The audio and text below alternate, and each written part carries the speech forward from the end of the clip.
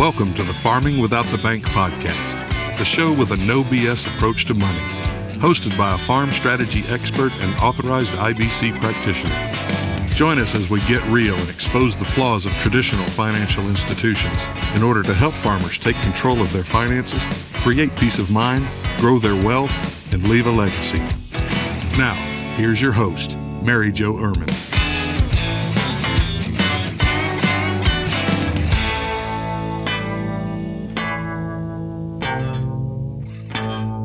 Hello, and welcome back to the podcast. Thank you very much for being here. And if it's your first time, welcome in.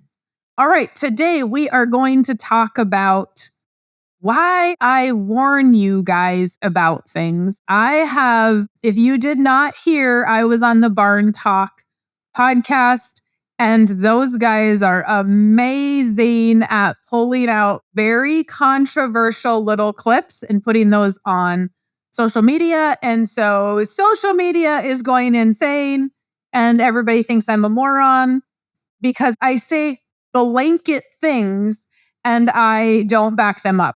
Well, interestingly enough, I don't think that I'm the moron. I do think that people jump to conclusions without listening to the whole entire podcast. Like, who listened to the podcast? However, yesterday, somebody said something about a blanket statement, and I have actually gotten heat for this before, and I still think I'm right. But we're going to talk about it today and why I say those things. And we're going to put things into perspective.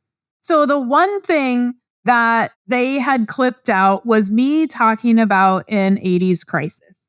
And the fact that I do believe we are going to see another 80s crisis if things continue the way they're going. And I have a reason for that. It's not me predicting something. It's me looking at people's numbers. So let's put it into perspective right away. In the last 13 years, I have talked to over 1,000 farmers. And some of those being one-on-one with their numbers, some of those being just talking to people at farm shows, at speaking engagements. Okay, I have talked to a lot of people in the last 10 to 13 years in this industry. So I'm not just a loan officer sitting in my little world of whatever county that I'm in. A lot of times, people can't quite understand the volume of people that I talk to on every side of the spectrum. It frankly does not matter if they're small farmers, if they're big farmers, if they're ranchers, if they're homesteaders, whatever that might be. And they want to just look at what's happening in their community. They want to just, it's typically a lender that is like, oh, Mary Jo, you're wrong. Well, no, I'm going to beg to differ that I'm not wrong because I talk to more than the 100 or 200 farmers that you have in your local area. How do we get a synopsis of what's happening if we're only talking to a few hundred people? And so when I talk about the fact that there's going to be or possibly could be another 80s crisis if things continue, I am basing that off of the numbers that I am seeing. I am basing that off of the people that are already, some of them being financially literate, some of them really paying attention to their numbers, and some of them not. And let's be honest, the majority of farmers do not pay attention to their numbers. And a lot of people do not believe me when I talk about that. Again, perspective. I talk to lots of people. And it's interesting because the farmers that are doing well, the farmers that are farming a lot of acreage, they are the farmers that tell me that I don't know what I'm talking about. Everybody pays attention to their numbers. I'll let you in on a little secret. The reason the big farmers are buying out everybody else, it's because they don't pay attention to their numbers. They're not marketing grain the same, even though they have the same opportunity. They may not be buying and selling cattle the same. And so the smaller farmer, rancher, needs to look at what the big guy is doing and start asking those questions. It's not that they're necessarily being manipulative. Are they putting family money together? That is hard to compete with. No questions asked. Are they marketing grain differently? All of those things. But the one thing that I see significantly different between somebody that has a lot of land or a lot of cattle versus somebody that does not is that the person that does not is not necessarily paying attention to their numbers. What is your break even? I actually had a loan officer an ag lender that was not ag lender, that Midwestern accent. For those of you listening that are not from the Midwest, the ag lender that was in a meeting with me just a couple of weeks ago. And I said to her, how many of your farmers know their numbers? And she said, maybe 0.5%. 0.5% of farmers know their break even. And when I say farmers, I mean farmers and ranchers. Okay. That's how we talk about it here. Farmers and ranchers know their break even. If you don't know your break even, how are we going to stay out of trouble like what I am going to be talking about in 5 seconds? So when I say there may possibly be another 1980s crisis, farm crisis, it is because I am talking about operating notes at 9 to 10%. I had somebody the other day that was complaining about a 7% operating note. If you have anything less than 9% right now, you should go to your lender and thank them for locking that rate in at 9%. It is very unlikely. Right now, most people have operating at 9.5 to 10%. I have yet to see anything over 10%, but if the feds keep raising rates, we're going to see it over 10%. So let's just set up that scenario. We don't know our numbers. We don't know what our break even is. Cattle prices right now are at a very nice high for those selling, not so good for those buying. So now if we bought cattle within the last year, we bought high, we have a high interest operating note, and if we bought land, we have 3 significant notes. 3. That's not even figuring in equipment. So if cattle prices drop, and they will, because everything is cyclical, my friends, everything. Don't think that this stuff is going to stay high forever. You didn't just get into this industry and this is all just rocket science. Oh my gosh, it's going to drop. No, it always drops. What goes up must come down. It is no different than the stock market. So right now, we have high cattle prices. If we bought in while they're high, and they drop, how are we going to pay the cattle note, the land note, and the operating note? Because a lot of people are also buying hay at what? 10% interest. So if we don't know our numbers and we don't know what the break even is, which is what? 90 to 95% of our clients, or 90 to 95% of farmers, I should say. If we don't know the break even, are we going to see another 80s crisis possibly? Yes, because we're still operating under this assumption that we don't need to run it like a business. We can just plant and harvest and all is good in the world. That's not the case. So many of you that are coming back to me and saying, you're an idiot because you don't know. No, I'm not the one that's an idiot. Look in the mirror. Do you know your numbers? Do you know your break even? Do you know per acre what it costs you? Do you know that? And do you know per acre what it costs you to replace that equipment? So I talked to my brother a couple of months ago, And this is not rocket science, but I had not thought of this, right? He knows his break even. He knows to the acre, and he has figured in to his operating what it is going to cost him to replace equipment if he's replacing it yearly or annual or or every other year, whatever it is. He already has that as an expense on his sheet. So I know I'm going to have to buy a new combine. I know I'm going to have to buy a new tractor. I don't frankly care if you think you're going to replace it every year or every 10 years. Do you have that as an expense in your expenses? Because it is going to affect your break even. So what happens is all of a sudden, we didn't make enough money to buy that new piece of equipment, or we didn't make enough money to pay for that equipment payment.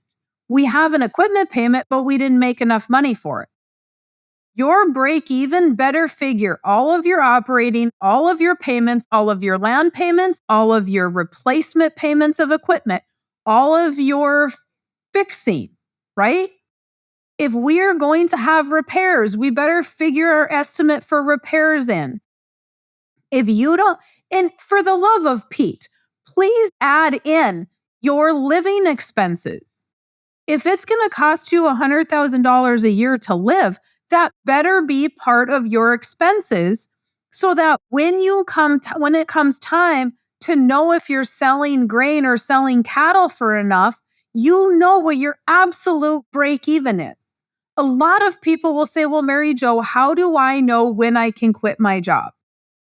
You can quit your job when the farm covers living expenses and every other expense, and you still have a profit.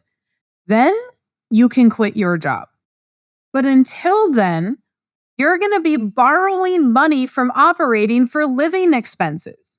So if that is what we are doing, every French fry we buy at McDonald's is going to cost us 9 to 10% because we've borrowed operating money to live.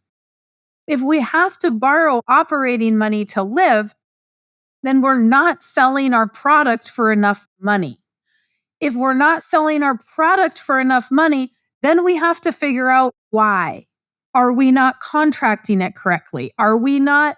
It doesn't all just come down to, well, JBS isn't paying me enough. Well, the elevator's not paying me enough. If the elevator and JBS aren't paying you enough, why is another guy in the same industry able to make money while somebody else is not? Right? It's no different than what I do. Why am I more successful than another person doing the exact same thing? What can they do differently so that they can increase income? Is it just that it's not fair? Or is it that we don't know our numbers? We're not preparing for the downturn.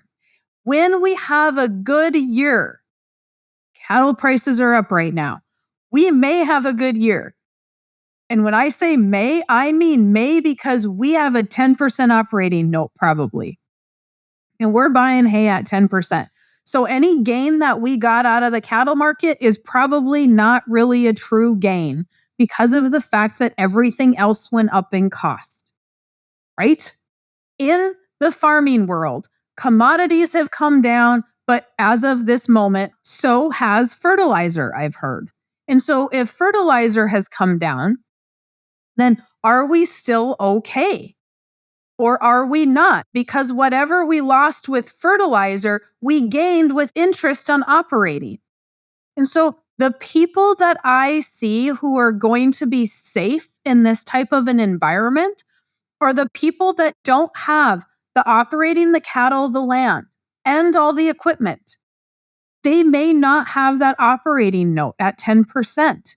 And so that's going to protect us a little bit because we don't have to make that payment every year. We're not going to go upside down for 2-3 years and then have to extend that note.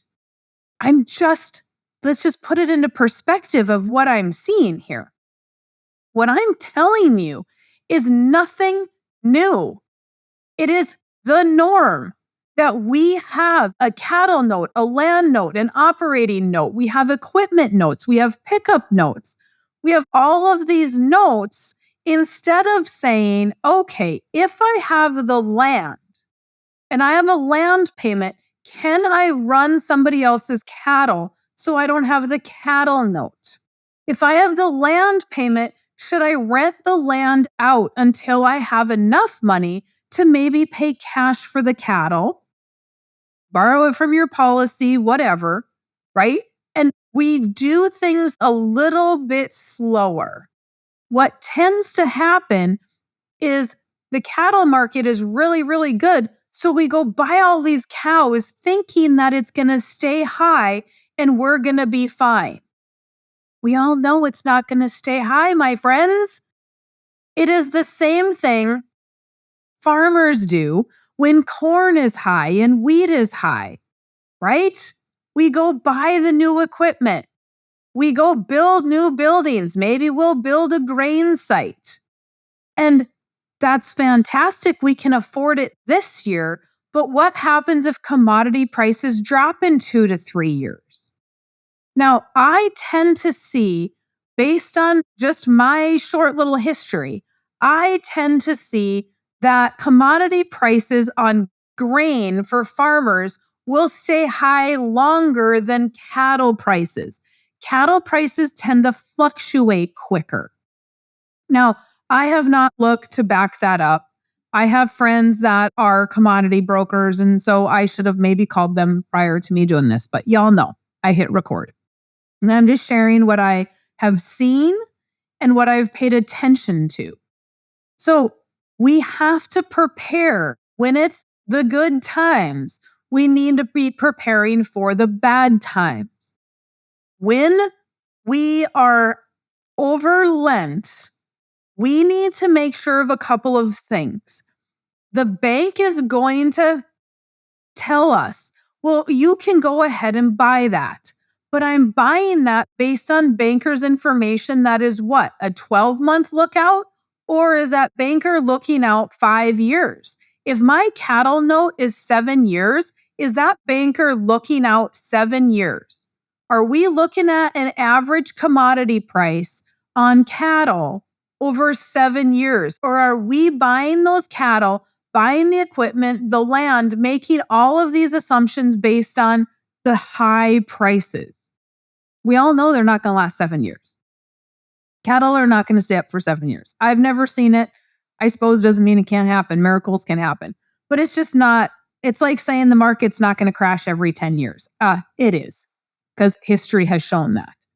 So what are we basing those numbers on? Now, there are a lot of good bankers out there.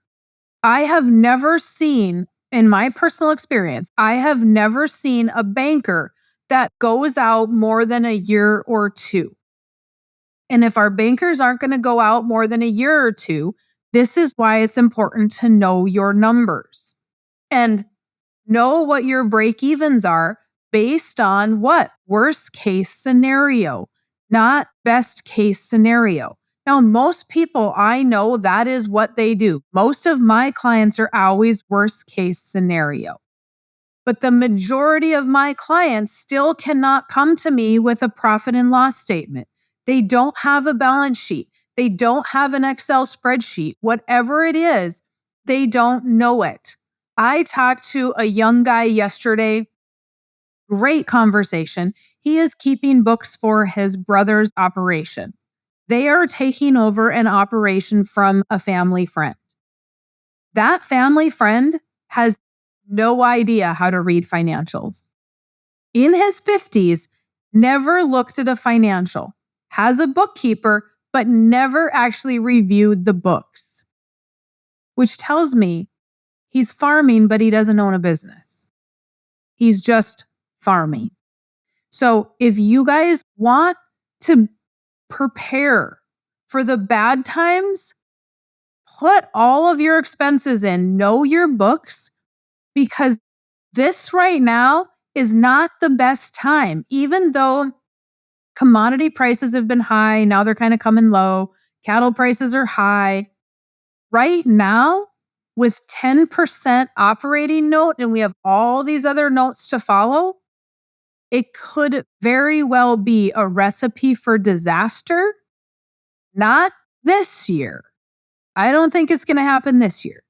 But if we go out and we have 10% operating note for 2 to 3 years, along with all these other notes, we are not going to be in a position to pay those all back.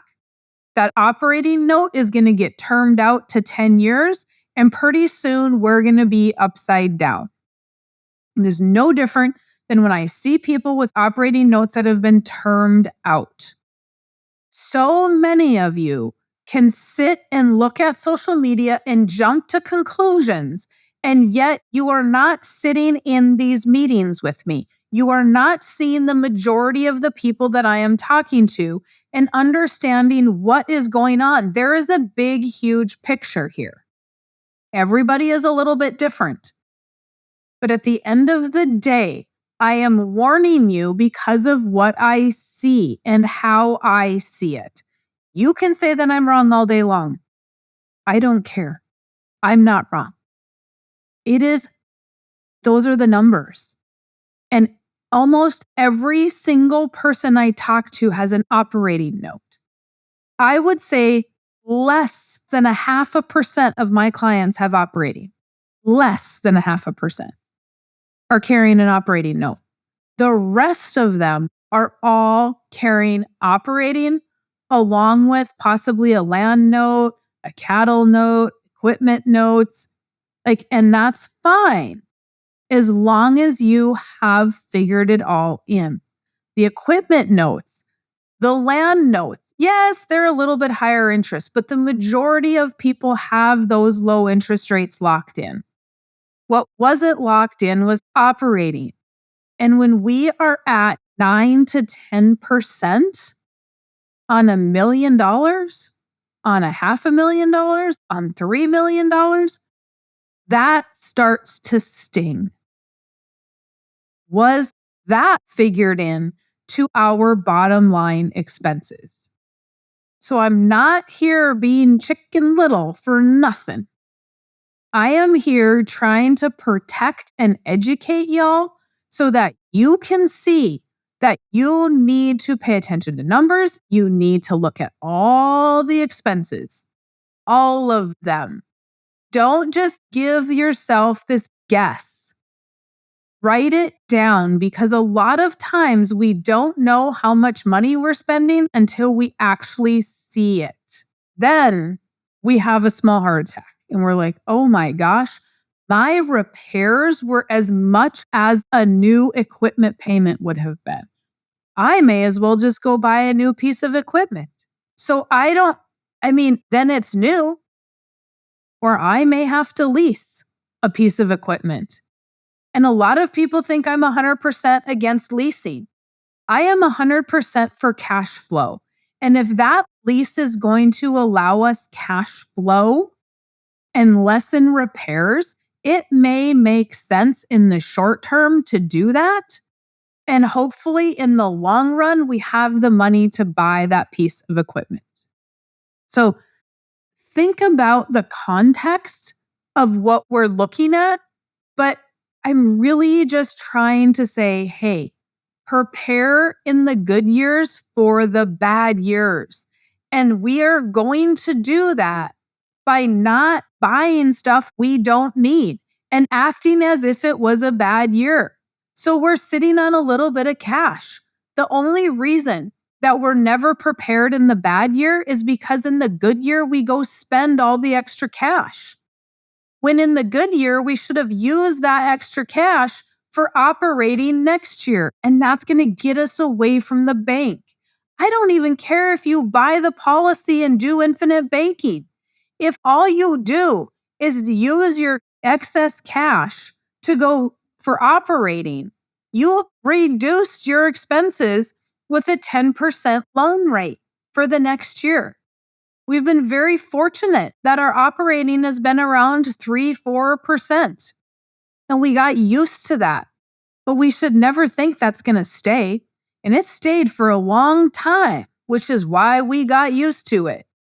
If we know anything about economics, there's no possible way low interest rates can stay because now we have the inflation to follow. Okay? So we've got the high interest rates and all the inflation. That also is killing everybody. So I do believe that if we're not careful, we are definitely going to see a repeat of the 80s for some people. Not everybody. Not everybody went down in the 80s. Not everybody is going to go down this time. But the people that survived in the 80s most likely knew their numbers. They were not buying things to avoid taxes. I have talked to several of those people, and I also have asked, how did you survive the 80s? By the time they get to me, a majority of them are farming with cash. They have not grown so quickly that they have outgrown their income. It is no different than people that buy real estate and get into trouble with real estate. If we have arbitraged our house with the next house and the next house, and we are just continually borrowing against Peter to pay Paul, we could get caught with their pants down. Nobody wants to get caught with their pants down. I kind of went all over, which is normal. But I think that all of that was important for you guys to understand where I come from and what I'm seeing when I am saying, oh my gosh, the sky could be falling. I'm not trying to be some crazy, and I hope to God it doesn't happen. I hope I am completely wrong. But based on what I'm seeing, we very well could have a crisis if these operating notes stay at 10% for the next 3 years. It's just going to separate the people that run it like a business from the people that don't run it like a business. And the people that are going to try to save it are going to end up going to town to work, or they're going to downsize. Some land is going to be sold. Cattle might be sold at a loss, and then we're going to dig ourselves out to save the land. There's going to be some pretty harsh stuff going on based on what I can see for people keeping their numbers. If you guys have not gotten the book, grab the book at farmingwithoutthebank.com. Set up your 1.5-hour meeting with me. No, I don't yell at you because you don't know your numbers. We figure it out together. But going forward, you got to know your numbers. Okay? Email me, maryjo@withoutthebank.com if you have comments, questions, concerns, whatever. Otherwise, I will see you in the next podcast. Have a good one. Thanks for listening to the Farming Without the Bank podcast. We hope today's episode has inspired you to take control of your finances in new ways. Don't forget to check out our website, farmingwithoutthebank.com, and engage with us on our Facebook page, Farming Without the Bank. Join us next week as we smash more financial myths and empower you to accomplish your financial goals.